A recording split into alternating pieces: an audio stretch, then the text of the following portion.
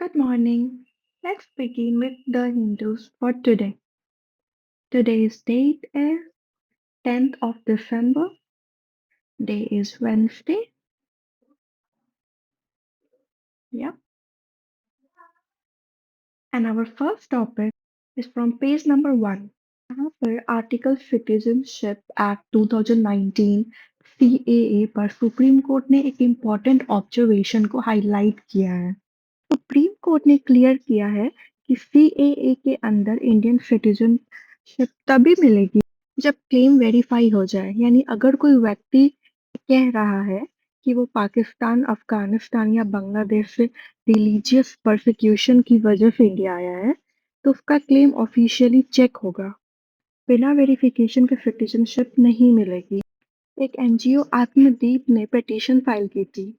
उनका कंसर्न ये था कि जो लोग सीए के अंदर अप्लाई कर रहे हैं, उनका एसआईआर मतलब स्पेशल इंटर्नशिप रिवीजन, उनका स्टेटस अभी क्लियर नहीं है और एसआईआर के दौरान अगर उनका नेम वोटर लिस्ट से हटा दिया गया, तो वे स्टेटलेस हो सकते हैं।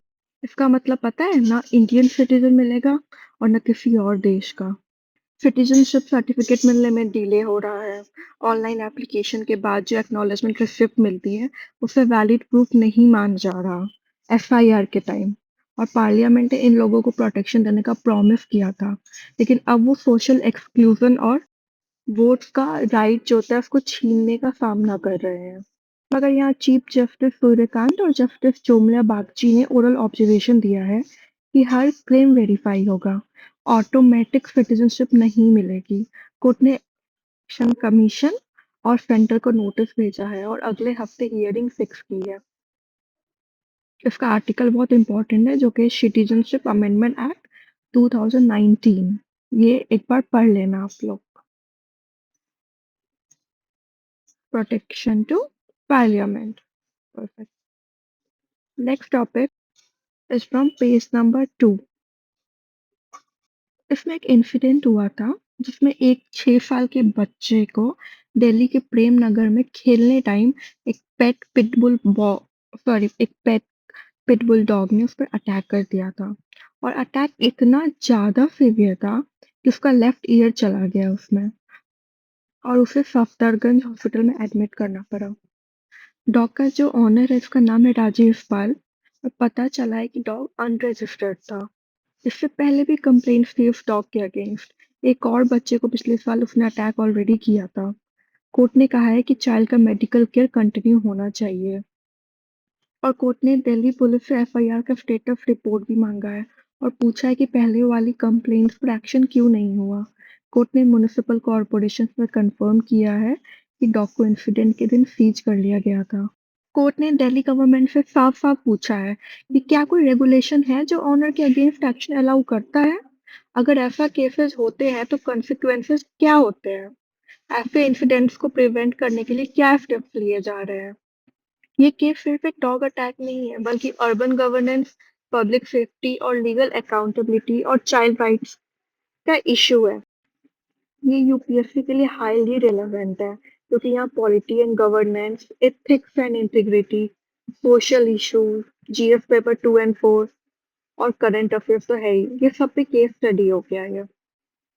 अर्बन सेफ्टी को लेकर, वल्नरेबल ग्रुप्स को लेकर, specially children, animal regulation act, public servant का ड्यूटी, चाइल्ड प्रोटेक्शन, ये सब पे ये आ सकता है। हमारा नेक्स्ट टॉपिक है फ्रॉम पेज नंबर 3।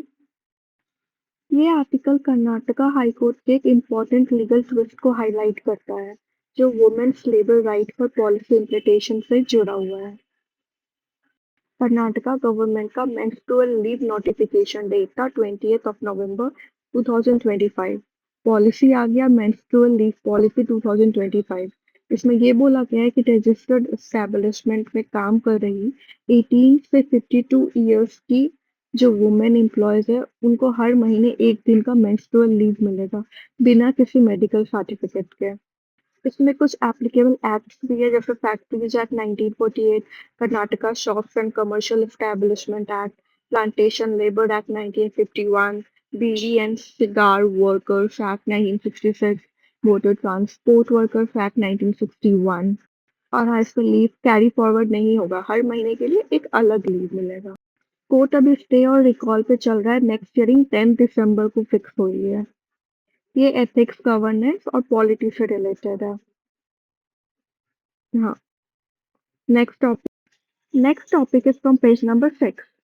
तेलंगाना के सीएम ने तेलंगाना को ग्लोबल हब के रूप में रिप्रेजेंट किया है ग्लोबल समिट 2025 में। और आज के आर्टिकल में ये डे टू हाइलाइट्स है। इसमें बहुत सारे फैक्टर्स इंक्लूड है, जैसे advance manufacturing, clean energy, data infrastructure, pharmaceuticals, electronics, tourism, creative industry, etcetera etcetera. पर आपको पता है इसमें 70,000 करोड़ का इन्वेस्टमेंट है। इसमें एआई रेडी डाटा पार्क बनेगा, वो भी 150 एकर्स में। Schooling and future ready digital infra होगा। डेयरी बिजनेस को फायदा है क्योंकि उसमें एक्सपैंड करने का एमओयू साइन हुआ। 5 lakh litre per day capacity plan, ₹150 crore का प्रोजेक्ट है। और इतना ही नहीं, 2 साल में 300 डायरेक्ट जॉब्स क्रिएट होंगे, जिसके लिए 40 एकर्स लैंड का भी रिक्वायरमेंट है। तो ये समिट तेलंगाना के लिए कैसे टर्निंग पॉइंट है, तो इकोनॉमिकली स्टेट ने अपने आप को इनोवेशन और इंफ्रास्ट्रक्चर के लिए रेडी दिखाया है।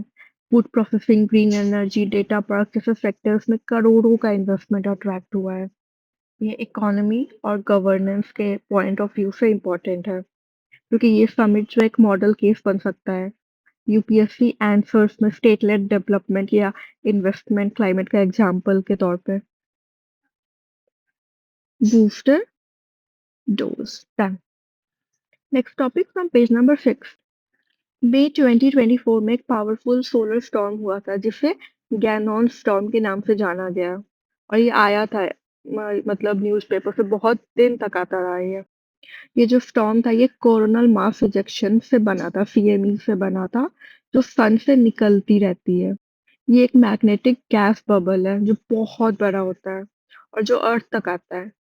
जब सीएमईज अर्थ के मैग्नेटिक शील्ड से टकराती है, तो सैटेलाइट फेल हो सकते हैं, जीपीएस और कम्युनिकेशन सिस्टम डिस्टर्ब हो जाते हैं, पावर ग्रिड्स भी शट डाउन हो सकते हैं। लेकिन इस बार दो सीएमई स्पेस में कोलाइड हो गया और इतना टाइटली स्क्विज हुआ है कि उनके मैग्नेटिक फील्ड लाइन स्नैप होकर दोबारा रिकनेक्ट हो गए। इस प्रोसेस को क्या कहते हैं, तो मैग्नेटिक रिकनेक्शन। और ये स्टॉर्म को और भी पावरफुल बना देता है। इंडिया की first solar observatory Aditya L1 ने इस रेयर इवेंट को मैप किया है। इसने प्रिसाइज मैग्नेटिक फील्ड मेजरमेंट्स दिए हैं, जिससे साइज पता चला है 1.3 मिलियन किलोमीटर। और ये डिस्कवरी नासा के सैटेलाइट से मिलकर हुई है, जैसे स्टीरियो ए, एमएमएफ, डीएससीओवीआर। डीएससीओवीआर याद है ना, नासा नोआ ज्वाइंट मिशन था। ये साइंस एंड टेक ज्योग्राफी में इम्पोर्टेंट रोल प्ले करेगा। इसमें ज्योग्राफी नहीं हुआ, आप कर लेना टिक।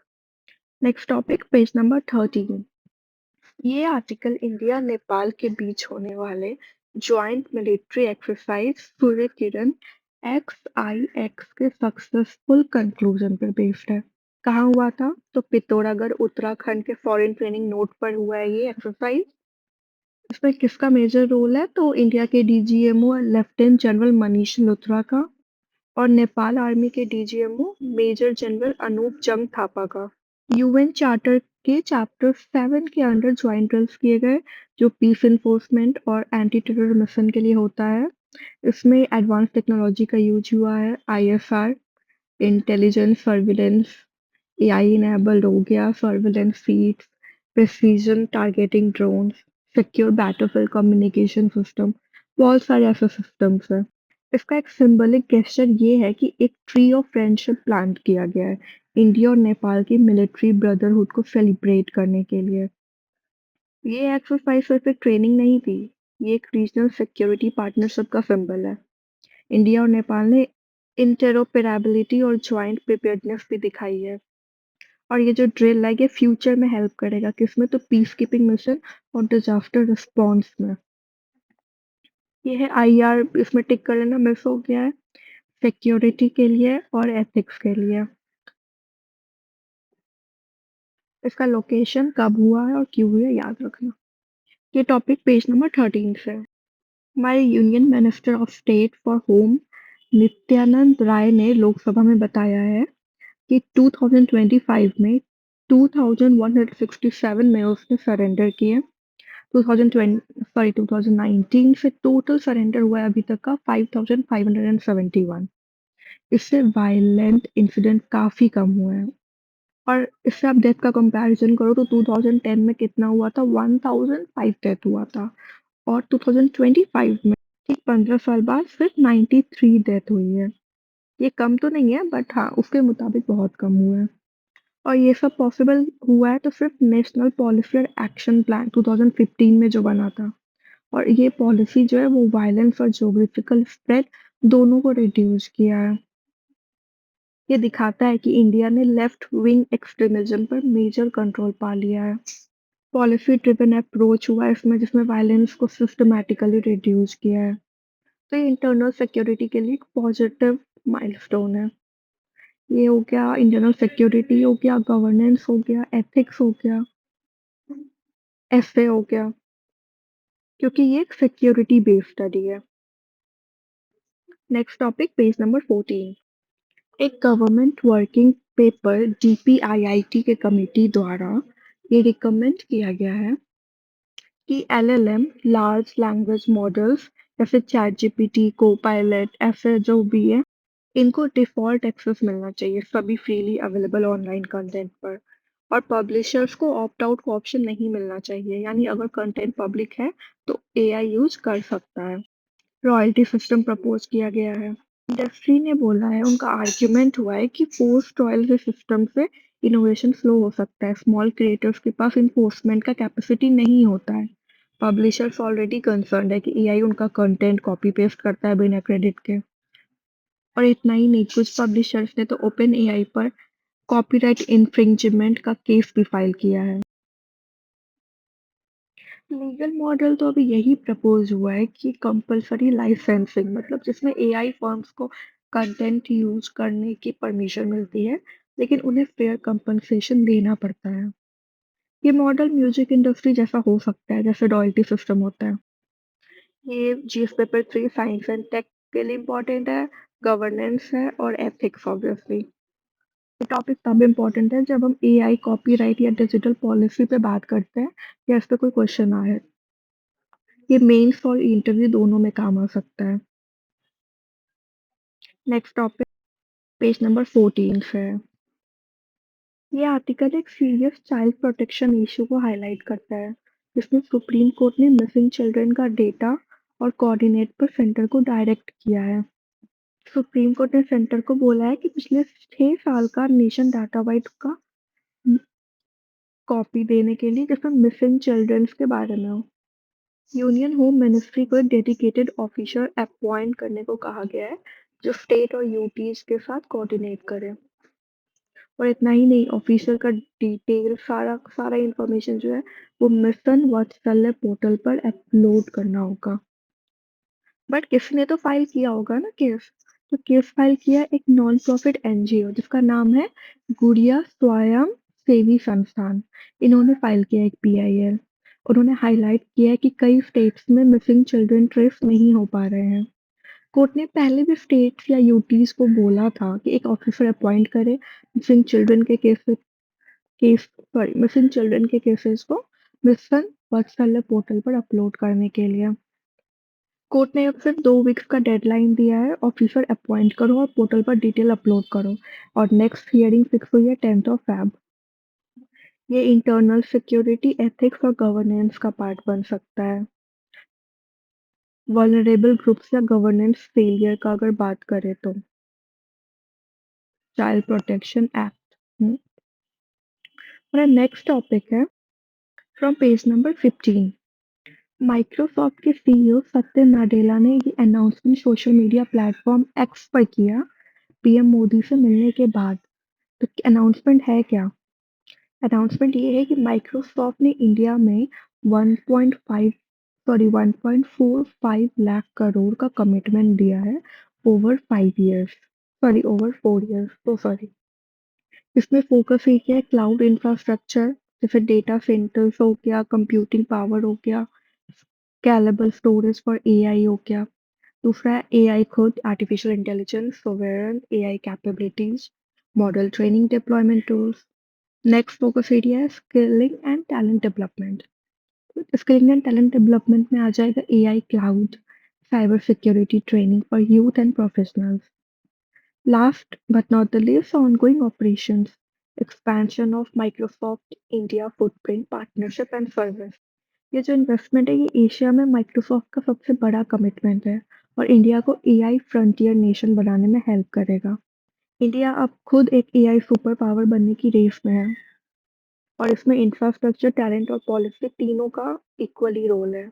माइक्रोसॉफ्ट का इन्वेस्टमेंट से जॉब्स क्रिएट होंगे हमारे साइड, स्टार्टअप्स और एमएसएमईज को बूस्ट मिलेगा, डिजिटल पब्लिक इंफ्रास्ट्रक्चर और साइबर सिक्योरिटी स्ट्रेंथन होगी और माइक्रोसॉफ्ट ने इंडिया को एआई फर्स्ट इकोनॉमी बनने में स्ट्रैटेजिक पार्टनर माना है।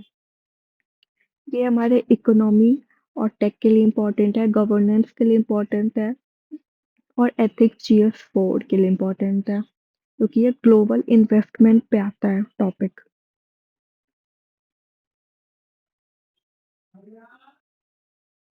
स्पोर्ट्स के लिए आज है, European football clubs already busy है विंटर ट्रांसफर विंडो नेगोशिएशन के लिए।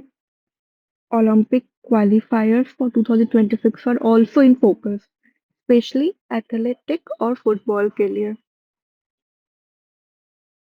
क्रिकेट में तो अभी इंडिया वर्सेस साउथ अफ्रीका टी20 चल रहा है। ये एक प्रिपरेशन है फॉर द 2026 टी20 वर्ल्ड कप के लिए। एंड फुटबॉल कोई स्पेसिफिक डेट नहीं हुई है। अवार्ड में नेशनल हैंडीक्राफ्ट अवार्ड 2025 हुआ है 9 दिसंबर को 2025। कहाँ पे? तो Vigyan Bhawan New Delhi, presented by president Droupadi Murmu. ये अवार्ड मास्टर आर्टिसंस को दिए गए जो 2023 और 2024 के लिए सेलेक्ट हुए थे। ये अवार्ड एक रिमाइंडर है कि इंडिया की कल्चरल हेरिटेज और हैंडीक्राफ्ट को प्रिजर्व करना कितना जरूरी है और इसका ओकेजन था launch of national handicraft week celebration. हो गया आज के लिए इतना ही। आज का करंट अफेयर्स डन। मिलते हैं कल। Bye bye.